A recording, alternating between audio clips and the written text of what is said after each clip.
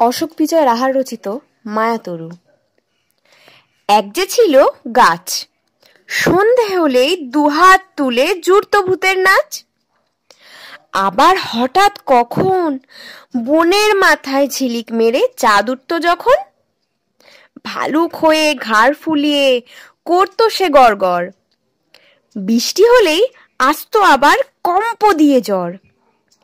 এক পশলার শেষে আবার যখন চাঁদ উঠত হেসে, কোথায় বা সেই ভালুক গেল, কোথায় বা সেই গাছ? মুকুট হয়ে ঝাঁক বেঁধেছে লক্ষ হীরার মাছ। ভোরবেলাকার আবছায়াতে কাণ্ড হতো কি যে, ভেবে পায় না নিজে। সকাল হলো যেই, একটিও মাছ নেই, কেবল দেখি পড়ে আছে ঝিকির মিকির আলোর রূপালি এক ঝালর।